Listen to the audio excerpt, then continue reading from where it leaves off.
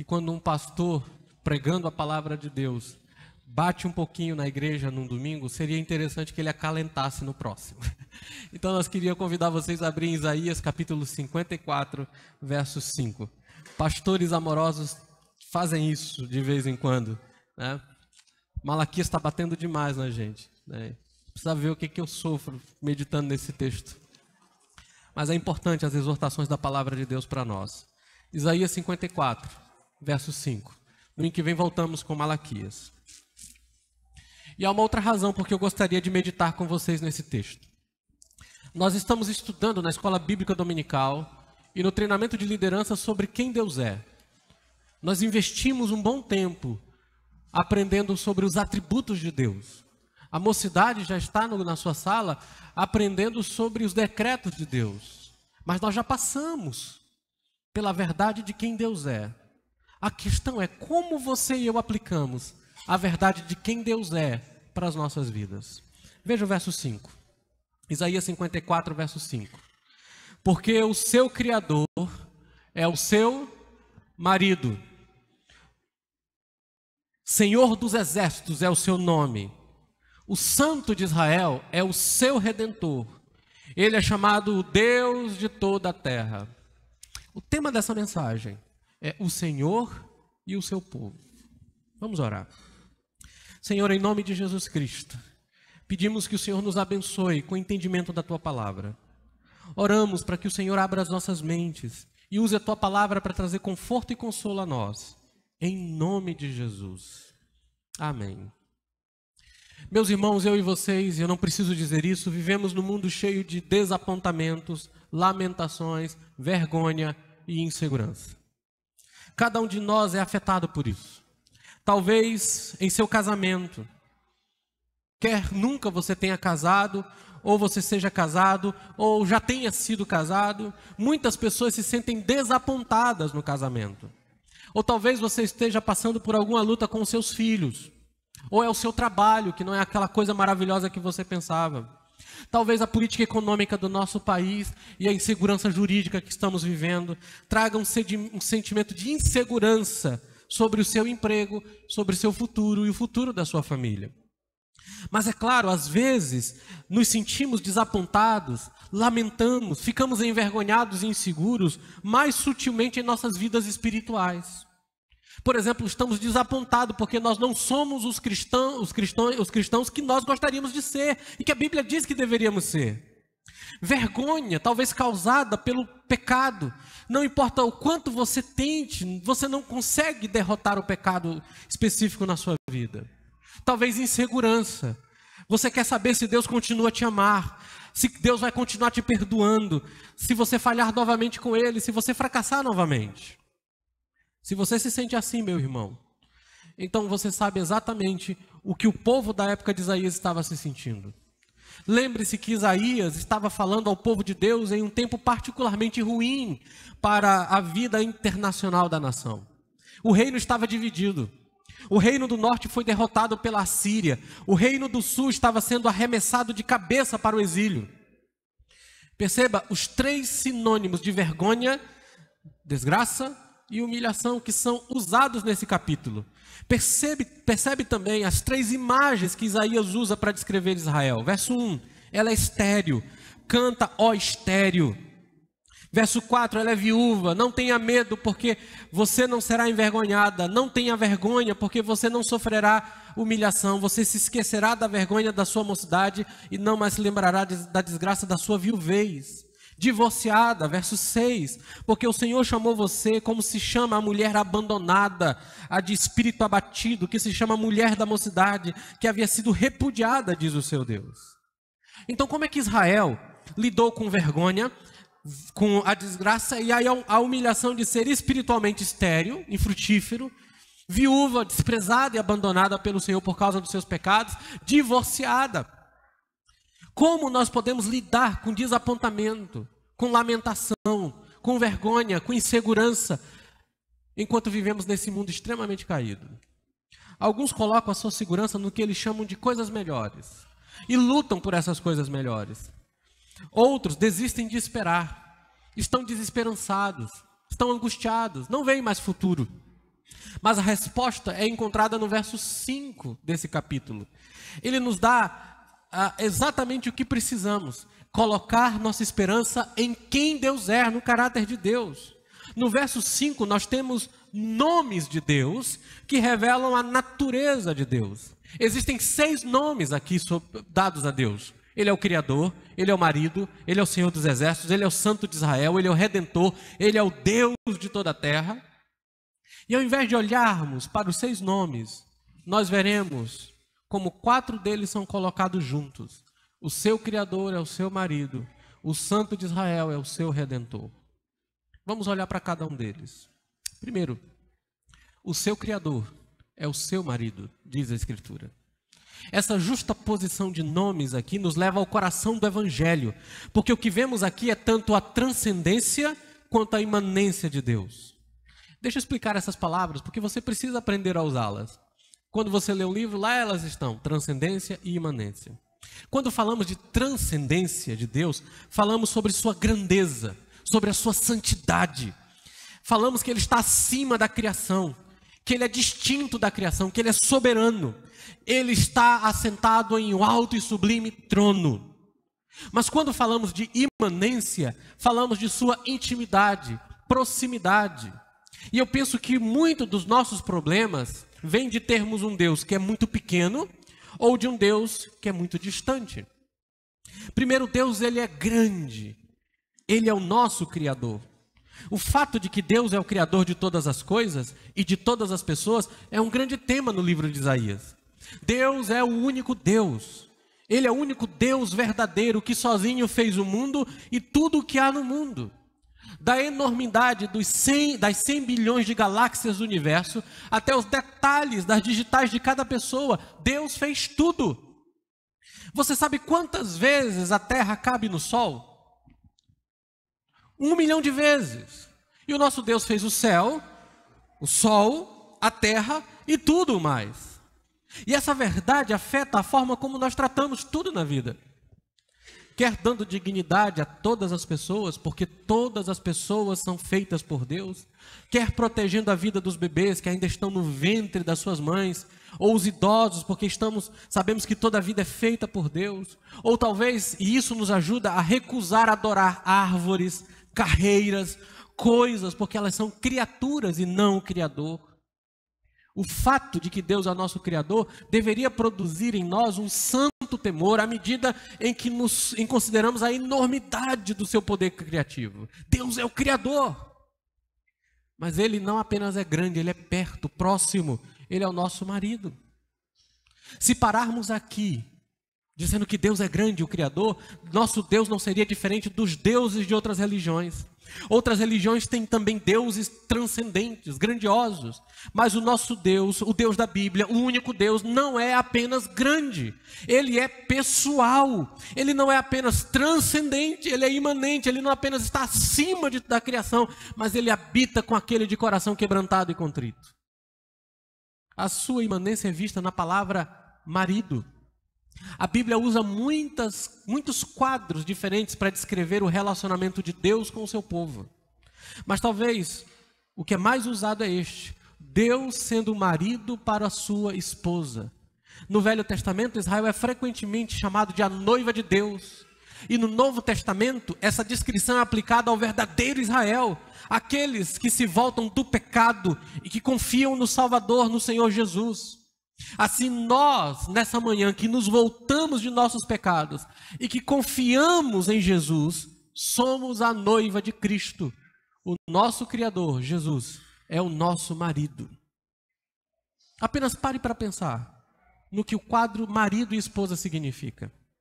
Significa proximidade, amor, uma intimidade entre nós e Deus que pode ser melhor descrito como um relacionamento íntimo que só o marido e uma mulher devem desfrutar. A Bíblia, meus irmãos, portanto, é essencialmente uma história de amor na medida em que ela pinta para nós um quadro empolgante do terno amor de Deus pelo seu povo.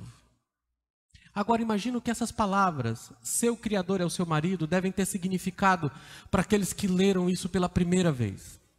Lembre-se, como o resto do capítulo 54 descreveu Israel, uma mulher estéril, sem filhos, uma mulher viúva, sem marido, uma mulher divorciada, desprezada.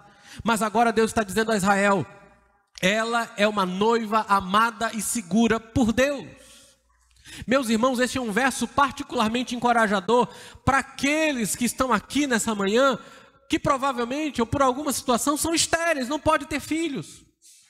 Ou já são viúvas, perderam seu marido, ou estão divorciadas, o seu marido os abandonou.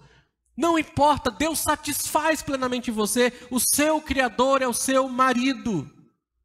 Mas é claro que para aqueles de nós que não são estéreis, que não são viúvos, que não são divorciados, essa é uma grande verdade, porque nos lembra do incrível evangelho, que em Cristo nós somos uma esposa amada do nosso Deus. Muitos de nós lutam em crer que somos amados profundamente e incondicionalmente por nosso Deus. E sabe, isso acontece por causa da nossa experiência de amor humano. É um amor raso, um amor condicional. As pessoas gostam de nós quando estamos bem com elas, mas fazendo alguma coisa já ficam zangadas, irritadas, brigam, não falam mais. E nós projetamos isso para Deus achando que Deus é assim. Que Deus vai ficar zangado com você e que Ele não vai falar contigo durante várias semanas. Mas somos amados com um amor eterno, com um amor de pacto, com um amor que nunca muda, um amor que permanece para sempre. Mas à medida em que meditamos no fato de que o Criador é o nosso marido, nós precisamos compreender que este não é um casamento entre iguais. Não é, olhe como o verso continua. O Senhor dos exércitos é o seu nome. Ele volta para a grandeza de Deus. Ele volta para a grandeza de Deus. Deus é tão poderoso. Ele é tão poderoso que Ele comanda os exércitos dos anjos e os exércitos celestiais, os astros. Ele controla tudo. É isso que Senhor dos exércitos significa. Meu irmão, deixa eu fazer uma pergunta para você nessa manhã. O que você pensa sobre Deus? Muitos dos nossos problemas nascem de termos um Deus que é muito pequeno, ou de termos um Deus que é muito remoto e distante. Então pode ter alguém aqui nessa manhã cuja visão sobre Deus é muito pequena. E é por isso que nós não o tememos como deveríamos. Domesticamos a Deus achando que Deus se adequará à nossa visão sobre Ele. Ele é um camarada para muitas pessoas antes do Deus Altíssimo a quem deveríamos temer. Eis porque também nos preocupamos sobre o futuro. Deus é muito pequeno, nós não cremos que Deus é grande o suficiente para lidar com as incertezas da vida. O pastor Kevin DeYoung escreveu um livro que já está, me parece, fora de linha, já não há mais editado em português. Tomara que volte a ser editado. O nome do livro é Faça Alguma Coisa. E ele diz assim: nós somos obcecados quanto ao futuro e ficamos ansiosos, porque ansiedade, antes de tudo, é simplesmente viver o futuro antes que ele chegue. Nós devemos renunciar ao nosso desejo pecaminoso de saber o futuro e de estar no controle. Todo fim de ano, por exemplo, quando vai encerrar o ano, reportagens e mais reportagens sobre previsão para o ano seguinte. É uma sede terrível de saber o que vai acontecer. Mas não somos deuses, nós andamos por fé e não por vista. Nós arriscamos porque Deus não arrisca. Nós andamos para o futuro em uma confiança, diz ele, que glorifica a Deus. Não porque o futuro nos é conhecido, mas porque ele é conhecido por Deus. E é tudo o que precisamos saber. Preocupar-se quanto ao futuro não é simplesmente uma característica, é pecado de incredulidade e uma indicação de que os nossos corações não estão descansando nas promessas de Deus. E eu vou mais, não estamos descansando no caráter de Deus. Ele é o nosso Criador. Mas talvez nessa manhã existe aqui alguém para quem Deus é muito distante. Eu me lembro de um ministro que uma vez foi questionado o que ele achava mais difícil no ministério. E ele disse: a maior dificuldade que eu tenho no ministério com as pessoas é que antes da conversão eu preciso convencê-las de que Deus é contra elas, para que elas se voltem para Jesus. Mas a maior dificuldade que eu tenho com as pessoas após a conversão é convencê-las de que Deus é por elas. Irmãos e irmãs em Cristo Jesus, se confiamos em nosso Senhor Jesus, então Deus é por nós. Ele nos ama, Ele é o nosso marido. A vida cristã é um relacionamento de amor com Deus. Mas a aliança de Deus está no centro das Escrituras. Nessa aliança Deus diz que Ele é pelo seu povo. Sua posição é para conosco, e é uma posição de nos abençoar e não de nos amaldiçoar. Ele nos ama, Ele cuida de nós, Ele está ao nosso lado, Ele está sempre abençoando e cuidando do seu povo. Então eu te convido a pensar nisso. Em nosso andar cristão, nós precisamos abraçar tanto a transcendência, Deus é grande, elevado, grandioso, como nós cantamos, grande é o Senhor, mas também a imanência, Deus é por nós, é conosco. Ele se volta para nós. E o que é verdade também individualmente, também precisa ser verdade corporativamente. Quando nos reunimos para adorar a Deus como fazemos hoje, as canções que cantamos, as orações que oramos, os sermões que ouvimos devem refletir a verdade de que Deus é tanto nosso Criador quanto nosso marido. Ele é Deus de perto e também de longe. Eu sei que já cantamos aqui uma música que diz assim: és Deus de perto e não de longe, mas ela está errada. A Bíblia diz que Ele é as duas coisas. Ele é tanto de longe quanto de perto. Isso talvez o melhor seria cantar: és Deus de perto e também de longe. Deus é o nosso Criador. Ele é o nosso marido. Ele é grandioso e é por nós. Você está seguro nisso? Você crê nesse Deus? Você confia nele? Segundo, o Santo de Israel é o teu Redentor. Aqui está como Deus pode ao mesmo tempo ser transcendente e imanente, grandioso e voltado para o seu povo. Ele é o Santo de Israel. Ele é o Deus todo santo, como Isaías 6 descreve. Ele é o santo, santo, santo, diante de quem os seres espirituais não podem contemplar o rosto ou pisar o local onde ele se encontra. Mas ele é o Redentor. Portanto, o santo está no negócio de redimir pecadores como nós. Assim como a palavra Criador, a palavra Redentor é uma palavra que é usada frequentemente no Antigo Testamento. É uma palavra que vem do livro do Êxodo. Toda vez que um israelita usa a palavra Redentor, ele lembra como Deus tirou e resgatou o povo de Israel da escravidão no Egito.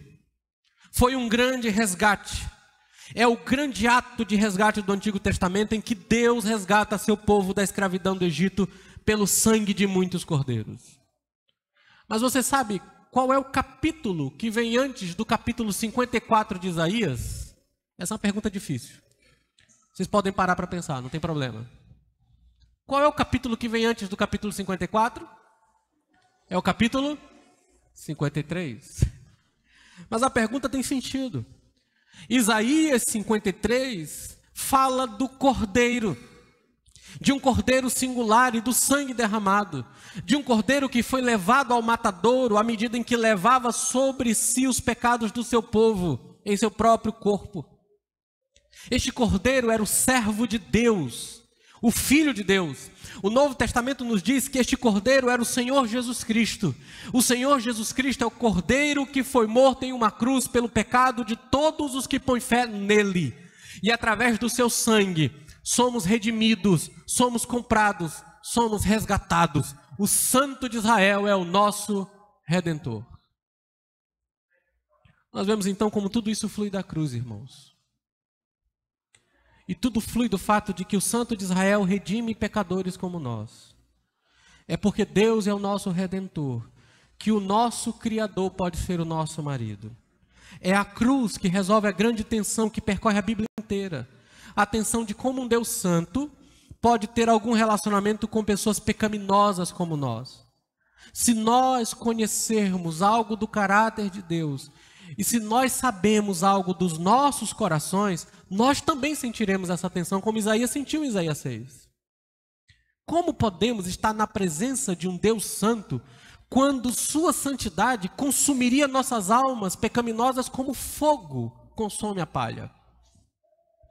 A gloriosa resposta que Isaías 54 nos dá e que o Novo Testamento expõe para nós é que Deus é o nosso Redentor. O Santo de Israel está no negócio de redimir pecadores como nós. E Ele faz isso através da cruz de Jesus. Eis porque a cruz deve sempre estar no centro de tudo aquilo que pensamos sobre Deus.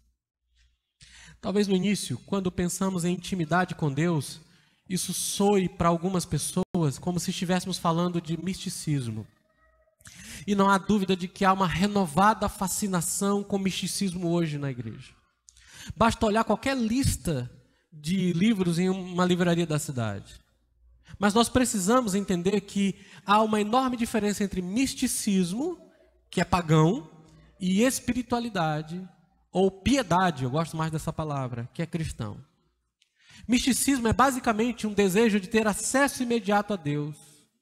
Misticismo diz que você e eu podemos ir diretamente à presença de Deus. Misticismo ignora Cristo, ignora a cruz. Mas piedade é intimidade mediada com Deus. Sempre reconhece que precisamos de um mediador, que precisamos de um redentor se vamos nos aproximar de Deus. Portanto, meus amados, muito cuidado com qualquer oferta de intimidade com Deus que é imediata. Qualquer forma de cristianismo que não é centrado na cruz de Cristo. Eis o problema com muitas canções que cantamos hoje. Elas apresentam um aproximar de Deus sem Jesus. Nós precisamos de um Redentor. E a maravilhosa verdade dessa passagem é que temos um Redentor. Hoje pela manhã eu vi um vídeo num grupo de pastores em que uma pessoa cantava assim: na fenda da rocha é onde eu quero estar, na tua presença, Senhor. Já ouviram essa música? Na fenda da rocha, não sei o quê. Essa música está baseada numa situação que aconteceu em Êxodo 34, quando Deus colocou Moisés na fenda da rocha e passou pelas costas e proclamou o nome do Senhor. Não tem nada a ver com a gente. Não se aplica a mim e a você. Estar na presença de Deus não é estar na fenda da rocha. Porque quando você olha para o livro de Apocalipse, em Apocalipse capítulo 4, nós temos o trono daquele que está sentado. E o que é que está no centro do trono? O cordeiro que foi morto, mas está vivo. Nós não cantamos e não deveríamos cantar canções do tipo ir direto a Deus sem Jesus. Ou canções que digam que na sala do trono, no santo dos santos, a fumaça me esconde. Só teus olhos me veem. Onde é que está isso na Bíblia, gente? No santo dos santos, você sabe quem que está? Não é uma fumaça. É o Cordeiro. É Jesus. Os olhos de Deus me veem em Cristo Jesus. É por meio dele que eu tenho acesso. É por isso que essas canções não deveriam ser cantadas. Elas não têm nada a ver. É por isso que não é bom que pessoas que não são bons teólogos façam canções. Dá nesse tipo de coisa. Dá nisso. Dá em coisas como tipo como Zaqueu, quero subir o mais alto que eu puder. Músicas que não são bíblicas e que falam de uma intimidade com Deus sem Jesus. Não é possível. Não pode acontecer. Canções bíblicas são canções do tipo: através do teu filho tenho livre acesso a ti, que me fez chegar aos teus pés, me humilhar diante de ti. Isso sim, é uma canção bíblica centrada. Nós precisamos de um Redentor. E a maravilhosa verdade dessa passagem é que temos um Redentor. E nunca podemos esquecer nisso. É por isso que quando você ora, no final da oração você diz em nome de Jesus. Em nome de Jesus não é uma palavra cabalística, tipo abre-te de César, abracadabra, Shazam, coisa desse tipo. Não. Na oração você está dizendo: eu me aproximo através de teu filho Jesus e não me atrevo fazer outra coisa senão através dele. Em Hebreus capítulo 10, a partir do verso 19, diz o seguinte: tendo um novo e vivo caminho, consagrado através do véu, isto é, da sua carne e do sangue, nós nos aproximamos de Deus através do sumo sacerdote, do nosso Senhor Jesus.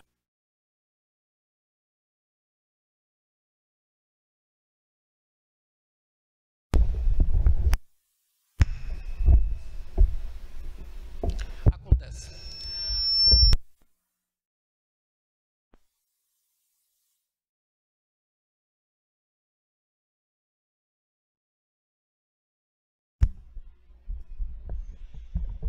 Agora um pouco menos de liberdade.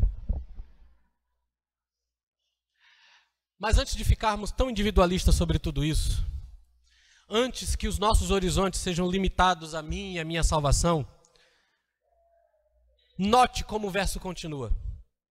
Ele é chamado de o Deus de toda a terra. Não é isso que diz o seu texto?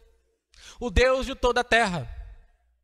Deus não é simplesmente o Santo de Israel. Ele é também o Deus de toda a terra. A sua redenção é para pessoas de toda tribo, de toda língua, de toda nação.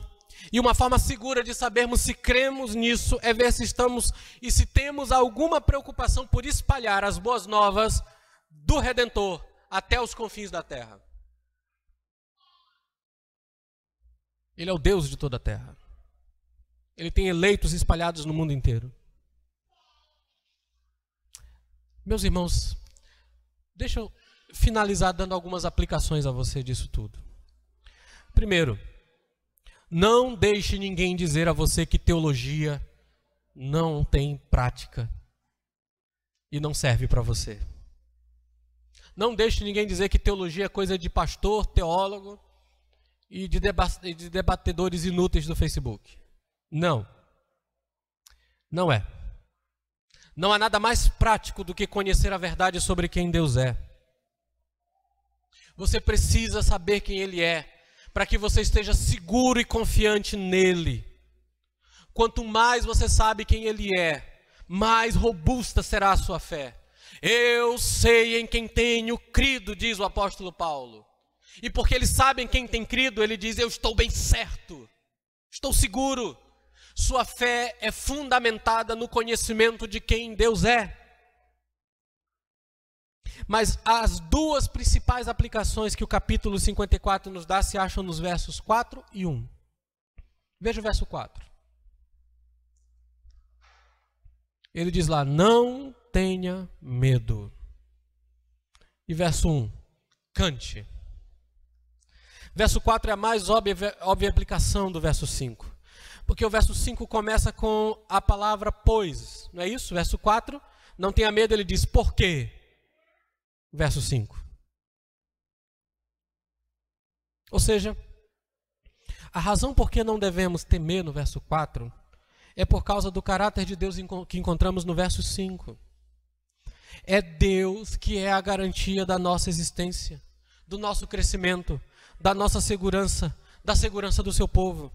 À medida em que passarmos essa semana, nenhum de vocês, nenhum de nós aqui nessa manhã sabe o que a próxima ligação de telefone ou que a visita ao médico trará para você. E nesse mundo cheio de desapontamento, lamentação, vergonha e insegurança, nossa única esperança é Deus. Então, meu irmão, seja lá o que for que essa semana reserve para você, se você confia em Cristo, lembre-se de que Ele é o seu Criador e Ele é o seu marido.